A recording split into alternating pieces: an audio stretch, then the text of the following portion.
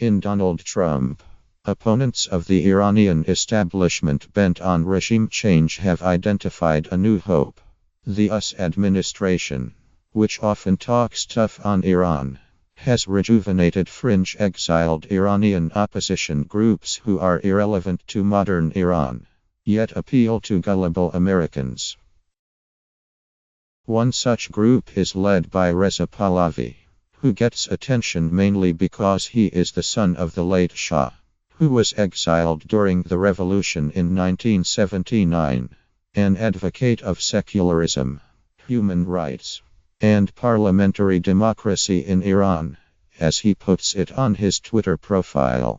He reached out to Trump to congratulate him when he won the election, asking him to engage with the secular and democratic forces to defeat political Islam. In his letter, he wrote, "The Islamic Republic was promoting a regressive ideology that has spread like a cancer across the globe, from the Middle East to Asia and Africa, and even to Europe and the Americas.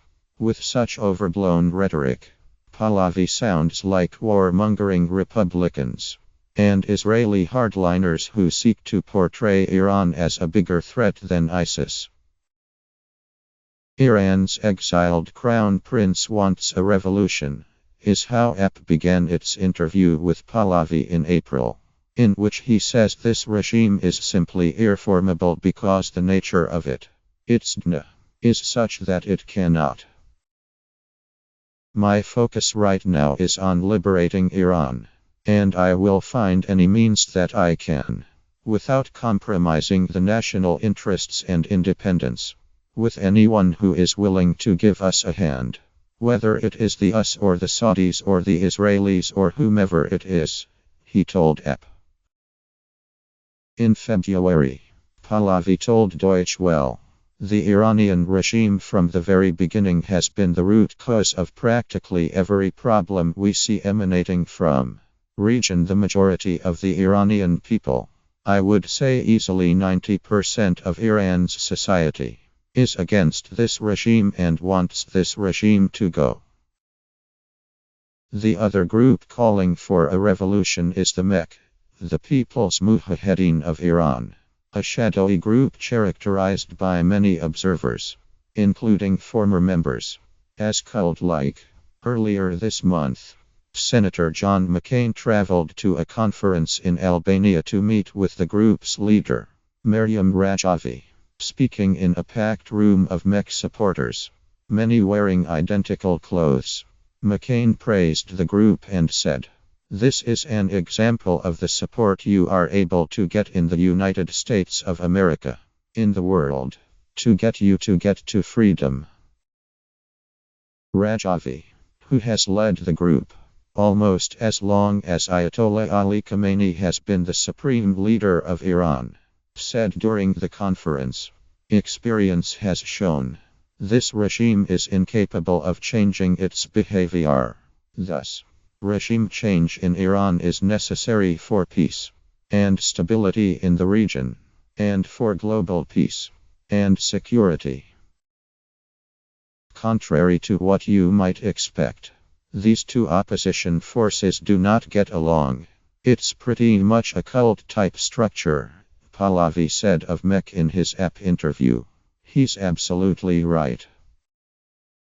It's not long ago that the MEK, described by US think tank RAND as skilled manipulators of public opinion, was listed by the US and the EU as a terrorist organization. When it was delisted by the US in 2012, the US government acknowledged that the organization had renounced violence and had committed no terrorist acts for more than a decade.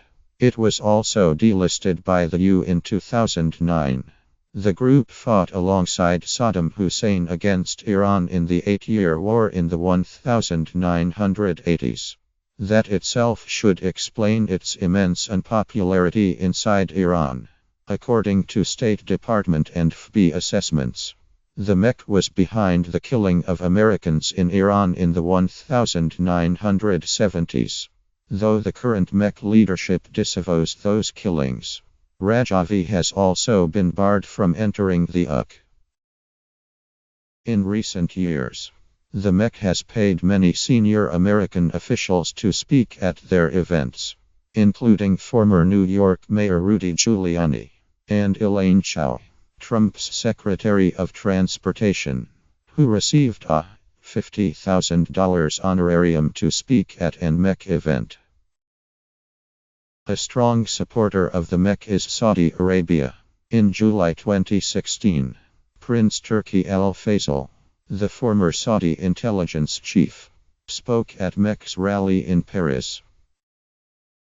In a not-so-subtle reference to Saudi Arabia, the Iranian foreign minister, Mohammad Javad Zarif, said, "In most countries in our region, election is a dream. You are talking about a region where people don't have a constitution.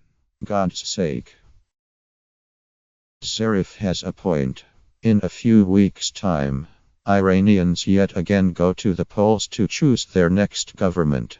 Groups such as Mek have portrayed Iranian elections as futile. In reality, elections do matter in Iran. While they are far from being fair, given the extent of the vetting of candidates, they are still competitive and are taken seriously by the electorate. There's a constant battle in Iran between the elected faction of the establishment and the unelected faction. In 2013, Iran's majority pro-reform population threw its weight behind Hassan Rouhani. Iran has indeed drastically changed under the moderate cleric. Rouhani, to his credit, fulfilled his main promise of ending the stalemate over the nuclear issue. And if he hasn't been able to succeed to the extent that was expected of him in economic terms, it's not because his government did not do enough to generate investment. It's because the West, the US and the UK in particular, have failed to give Iran proper access to the global market. It is also true that the president's hands are tied in many matters, and that the human rights situation is poor, but perhaps not worse than in many US allies in the region. Opposition leaders Mir Hossein Mousavi and Mehdi Karabi remain under the house arrest over the 2009 disputed election. A string of dual nationals languish in jail, including Karen Vafadari, an Iranian-American national belonging to the Zoroastrian faith, and his wife Afarin Niasari. Journalist Hengame Shahidi is on hunger strike. And on the international front, Iran's support for Syria's Bashar al-Assad remains a contentious issue even at home. Nevertheless, the Iranian people by and large still believe in gradual change. However slow the pace of reform might be, huge turnouts for elections represent a rejection of the sort of things that Pahlavi and Rajavi have to offer. In their constant mission to demonize Iran, the US, Israel and Saudi Arabia have heavily relied on groups such as Mek. The fact of the matter is that they remain out of touch with the realities on the ground. Both groups have used human rights as a casus belli, and have simplified the complexities of politics on the ground to suit the foreign audience. So long as reform-minded Iranians are working hard to generate change from within, the intemperate voices of Pahlavi and Rajavi, and their attempts to build political capital in the West, should be dismissed.